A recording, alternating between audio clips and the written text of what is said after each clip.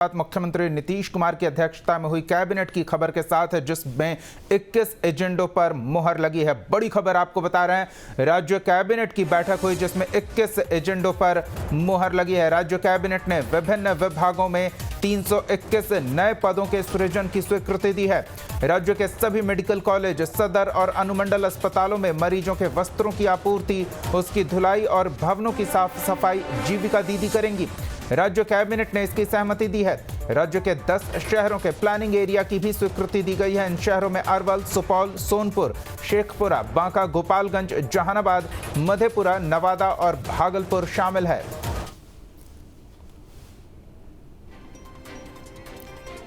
तो नीतीश कैबिनेट की यह महत्वपूर्ण बैठक है जिसमें शहरों के विकास को लेकर आगे क्या कार्य योजना होनी चाहिए, उस पर क्या काम किया जाना चाहिए, इस प्रस्ताव की स्वीकृति दे दी गई है। 10 शहरों के प्लानिंग एरिया को लेकर कैबिनेट की बैठक में स्वीकृति दी गई। वहीं सीबीआई कोर्ट ने अभियंता सुनील सिंह को दोषी करार दिया था, तो इस मामले में कैबिनेट ने भी फैसला लिया है। वहीं मेडिकल कॉलेज, अस्पतालों में जो कपड़े हैं उसकी साफ सफाई का काम अब जीविका दीदियों के जिम्मे होगा।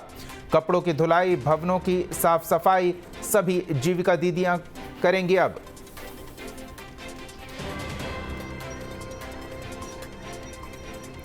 तो कैबिनेट में 21 एजेंडों पर मुहर लगी। मुख्यमंत्री नीतीश कुमार की अध्यक्षता में हुई कैबिनेट की बैठक में और क्या कुछ खास रहा इन 21 एजेंडों में, सीधे पटना का रुख करते हैं। सहयोगी आदित्य जुड़ रहे हैं और उनसे जानते हैं कैबिनेट में 21 एजेंडों पर मुहर लगी है, क्या खास रहा। जी आदित्य।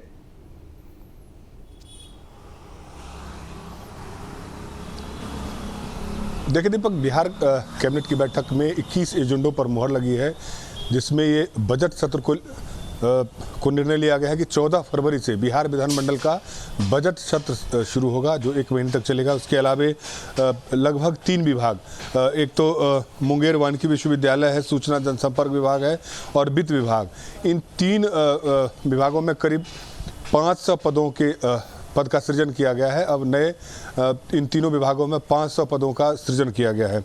इसके अलावे नालंदा ओपन यूनिवर्सिटी का 2022-23 का जो सत्र है, उसके लिए 4 करोड़ 99 लाख रुपए का वेतन के रूप में स्वीकृति प्रदान की गई है।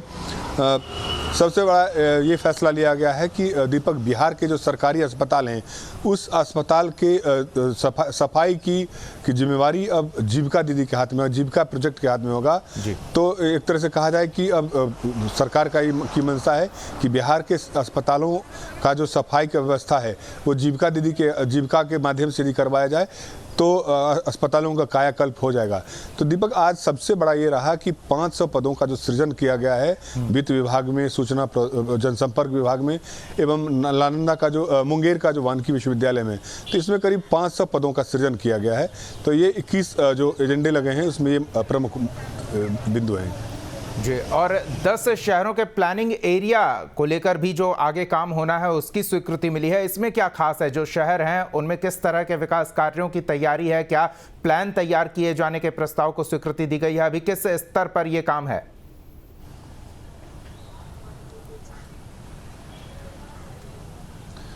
देखिए, पहले ही राज्य सरकार का निर्णय हो चुका था कि बिहार के अनेक जिले जैसे पटना के अलावे नालंदा हो, दरभंगा हो, मुजफ्फरपुर हो, गया हो, भागलपुर हो, इन तमाम जो बड़े शहर हैं उन शहरों के सौंदर्यीकरण के लिए सरकार एक अलग से रोड मैप बना रही है, ताकि जो नगर विकास विभाग के अंदर में जो भी ये शहर का जो रूपरेखा है, जो सौंदर्यीकरण की व्यवस्था हो, वो बनाया जा सके, ताकि पटना के अलावे इन शहरों में ट्रैफिक में सुधार हो, सड़कों का चौड़ीकरण होगा। ये तमाम रोड मैप तैयार किए गए हैं। जी दीपक। जी, धन्यवाद आदित्य इन तमाम बातचीत और जानकारियों के लिए।